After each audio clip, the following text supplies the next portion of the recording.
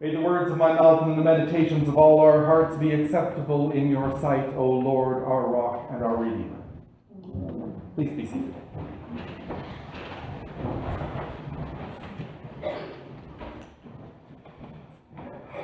Now, through this week, I was planning on talking about the reading from Ephesians and the Gospel. I was going to kind of push aside that reading from Samuel about David, particularly because earlier this week I had a service in Belfast where we had a baptism. And that really is not a great baptismal reading, but the other two are. But then this morning in Dysart, sitting listening to these three readings, I was really caught by that reading about David. And when the other two readings were read, I almost couldn't hear them because I was hearing over and over again this story about David and Bathsheba and Uriah. And what it means to us as Christians. And the more I thought about it, the more I realized of the three readings, this is actually the most important. This is the one that tells us the most about who and what we are supposed to be. Okay, we have a story about a king who commits adultery. And then to cover up his adultery, he gets the woman's husband killed. And then takes her for his wife. That doesn't sound like a very Christian thing to do. But we have to think of the whole arc of the story of David. David is held up in the Old Testament as the king by which all kings are measured. He's the one that shows this is what it means to be a king of Israel. And yet we have this story where he is just awful. So what does that tell us? Even the greatest among us fail. Even the greatest among us do bad things. And I think it's important in the story of David that what he did was so bad. Otherwise it would have been just, well, he had a couple little flaws, but they were really nothing. No, this is the man who was held up as this is what a king is, what God's king is. And he did something really, really awful. This is who God uses to do good things in the world. Someone who is just as flawed as us. In fact, is far more flawed than us. That's why it's important that it's such a bad story. To show not only does David have flaws like us, but likely David has done things far more awful than any of us will ever do. At least I hope none of you have ever had somebody killed to cover up adultery.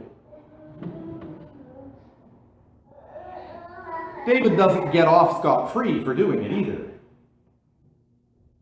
That child dies. And David does not get to build the temple that he wants to build to honor God. That has to wait until David is dead. But God uses everyone for everything.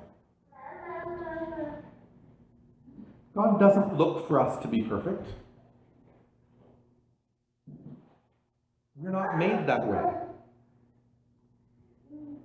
We have flaws.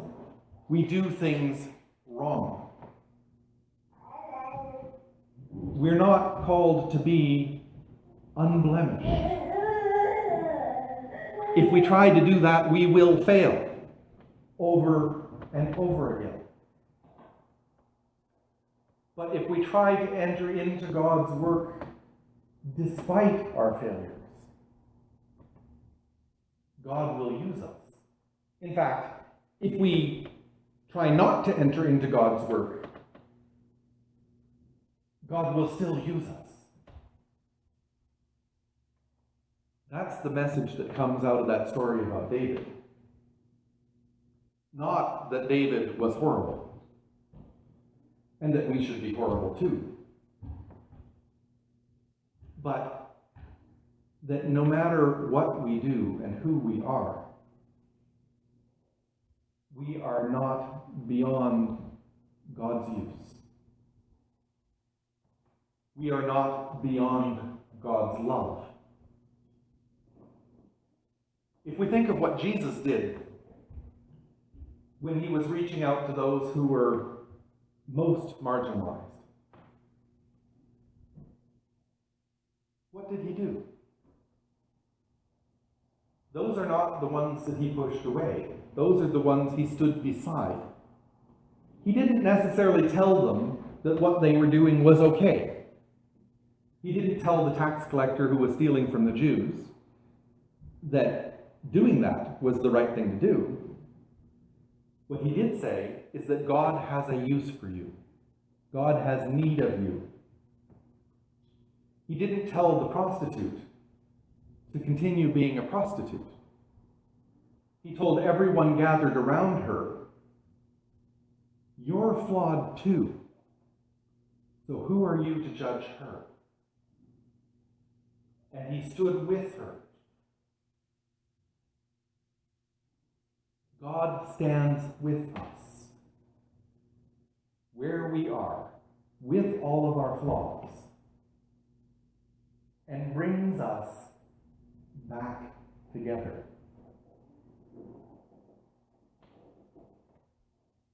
As I said earlier this week, I did a baptism. And it was actually the most amazing baptism I've ever done. Shay, who was being baptized, a girl who was born in April, quite young, was very well behaved through the whole thing, had a little bit of fussiness just before I started my sermon. When I started the sermon, she sat on her mom's knee, looking right at me, and never looked away for the entire time that I was giving the sermon. Just absolutely rapt. I know that she was not hearing the words. Well, she was hearing the words, but she was not understanding the words I was saying. But she knew something was going on. She knew it was about her. And God was using this baby to show something to all of us. That what we were doing stuff was happening that was way beyond what we could possibly imagine was going on. Because of what she was doing, everybody paid more attention to what I was saying because she was paying attention. I got all kinds of comments both about what I had said and about the fact that she had been paying attention. God uses us all. No matter who we are, no matter what our flaws, not that Shay has any flaws yet, she will. We all do. But that doesn't matter. It's what we choose to do now, who we stand with. When we set ourselves against, we are withdrawing from God.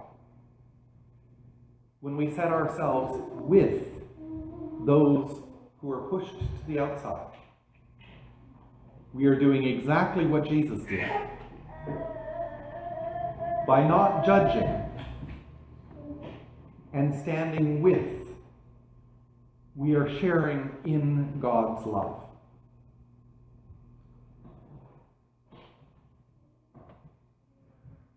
story we had from Ephesians, which actually was supposed to be the one right before that, is a prayer. And I think this prayer ties everything together so well. For this reason, I bow my knees before the Father, from whom every family in heaven and on earth takes its name. I pray that according to the riches of his glory, he may grant that you may be strengthened in your inner being with power through his Spirit, and that Christ may dwell in your hearts through faith, as you are being rooted and grounded in love. I pray that you may have the power to comprehend with all the saints what is the breadth and length and height and depth, and to know the love of Christ that surpasses knowledge, so that you may be filled with all the goodness of God. Now to him who by the power at work within us is able to accomplish abundantly far more than we can ask or imagine, to him be glory in the church and in Christ Jesus to all generations, forever and ever. Amen.